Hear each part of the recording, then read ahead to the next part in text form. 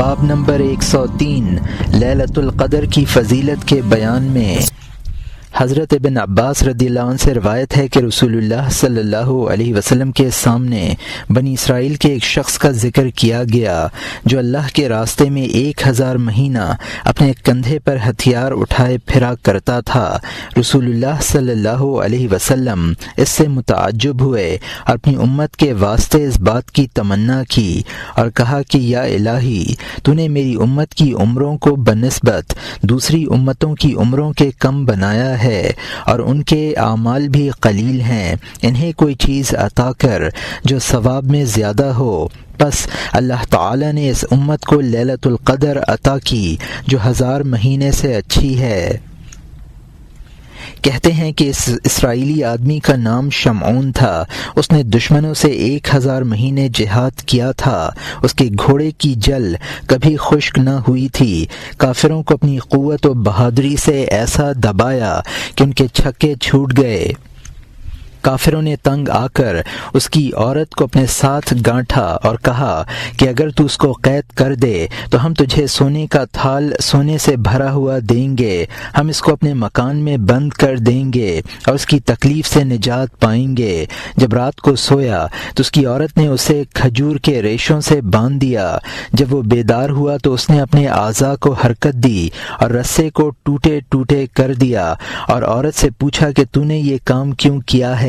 کہا کہ میں تیری قوت آزماتی تھی۔ جب کفار کو اس معاملے کی خبر ہوئی تو انہوں نے زنجیر بھیج دیا، پھر اس نے زنجیر سے جکڑ دیا، اس کو بھی اس نے توڑ ڈالا۔ اب شیطان کفار کے پاس گیا اور جا کر سمجھایا کہ عورت اس سے دریافت کرے کہ وہ کس چیز کو نہیں توڑ سکتا۔ عورت نے دریافت کیا کہا کہ اگر میں اپنی زلفوں سے باندھا جاؤں تو ان کو نہیں توڑ سکوں گا۔ اس کی 8 لمبی لمبی زلفیں تھیں جو زمین پر پڑتی تھیں۔ جب وہ سویا تو اس کی عورت نے اس کے پاؤں 4 زلفوں سے جکڑ دیے۔ کفار آئے اور اس کو اپنے ذبح خانے میں لے گئے جس کی بلندی 400 ہاتھ کی تھی اور بڑا وسیع تھا، اور باوجود اس قدر وسعت کہ اس کا تھم یعنی ستون صرف ایک ہی تھا۔ اس کے دونوں کان اور دونوں لب کاٹ دیے گئے اور سب کفار اس کے پاس جمع ہو گئے۔ اس وقت اس نے اللہ تعالی سے دعا مانگی کہ یا الہی، مجھے طاقت دے کہ اپنی بندش کو کھول ڈالوں اور اس عمارت کے عمود یعنی ستون کو حرکت دوں اور عمارت کو گرا دوں اور آپ بچ جاؤں۔ اللہ نے اس کو طاقت دی، وہ ہلا، اس کی بندش کھل گئی۔ پھر اس عمود کو ہلایا، مکان کی چھت ان پر گر پڑی اور وہ سب ہلاک ہو گئے اور آپ بچ گیا۔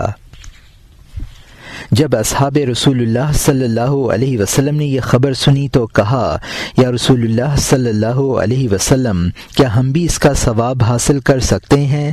فرمایا میں نہیں جانتا۔ پھر اللہ تعالی سے سوال کیا تو اللہ تعالی نے لیلۃ القدر عنایت کی۔ حضرت انس رضی اللہ عنہ سے روایت ہے کہ رسول اللہ صلی اللہ علیہ وسلم نے فرمایا ہے کہ جب لیلۃ القدر ہوتی ہے تو جبرائیل علیہ السلام فرشتوں کی جماعت کے ساتھ اترتے ہیں۔ وہ فرشتے اس بندے پر سلام بھیجتے ہیں اور رحمت چاہتے ہیں جو اس رات اللہ کے ذکر میں قائم ہوتا ہے یا بیٹھا ہوتا ہے۔ حضرت ابو ہریرہ رضی اللہ عنہ کا قول ہے کہ لیلۃ القدر کو سنگریزوں سے زیادہ فرشتے زمین میں اترتے ہیں اور آسمان کے دروازے کھل جاتے ہیں اور روشنی پھیل جاتی ہے اور ایک بڑی تجلی ظاہر ہوتی ہے اور انسانوں اور فرشتوں کو اس رات میں مختلف مدارج سے کشف حاصل ہوتا ہے۔ بعض پر تو زمین و آسمان کے حالات منکشف ہو جاتے ہیں اور آسمانوں کے پردے اس کے سامنے سے ہٹ جاتے ہیں، پھر وہ اس میں فرشتوں کو ان کی اصل صورتوں میں دیکھتا ہے کہ کوئی قیام کر رہا ہے، کوئی رکوع کر رہا ہے، کوئی سجدے میں پڑا ہوا ہے، کوئی قعدہ میں ہے، کوئی ذکر و شکر میں مشغول ہے، کوئی تسبیح و تہلیل میں ہے۔ بعض پر جنت منکشف ہو جاتی ہے، پس وہ اس کے مکانوں، محلوں، حوروں، نہروں، درختوں، پھلوں کو دیکھتا ہے اور عرش رحمان کا مشاہدہ کرتا ہے اور انبیاء، اولیاء، شہداء، صلحاء کے مراتب و مدارج کا معائنہ کرتا ہے۔ نیز جہنم اور اس کے درکات اور منازل کفار وغیرہ کے حالات کو دیکھتا ہے۔ بعض پر اللہ تعالی کے جمال کا پردہ کھل جاتا ہے اور وہ اس کے سوا کسی غیر کو نہیں دیکھتا۔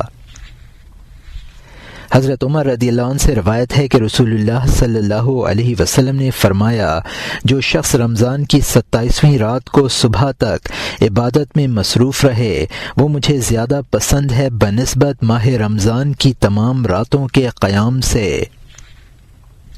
حضرت فاطمہ رضی اللہ عنہا نے پوچھا، اے باپ صلی اللہ علیہ وسلم، کمزور مرد اور عورتیں جو ساری رات کے قیام پر قادر نہ ہوں وہ کیا کریں؟ فرمایا، وہ اس رات بسترے نہ بچھائیں اور ان پر تکیہ نہ لگائیں اور اس رات کی کسی ایک گھڑی میں خدا کی یاد کے واسطے بیٹھ جائیں اور اللہ سے دعا مانگیں۔ یہ بھی میرے نزدیک ماہ رمضان کی تمام راتوں کے قیام سے بہتر ہے۔ حضرت عائشہ رضی اللہ عنہا سے روایت ہے کہ رسول اللہ صلی اللہ علیہ وسلم نے فرمایا ہے کہ جس نے لیلۃ القدر کو زندہ رکھا اور اس میں 2 رکعتیں ادا کیں اور استغفار کی اللہ اس پر مغفرت کرتا ہے اور اللہ کی رحمت میں غوطہ لگاتا ہے اور جبرائیل علیہ السلام اس کو اپنے بازو سے مسح کرتا ہے اور جس کو جبرائیل علیہ السلام نے مسح کیا وہ جنت میں داخل ہوا۔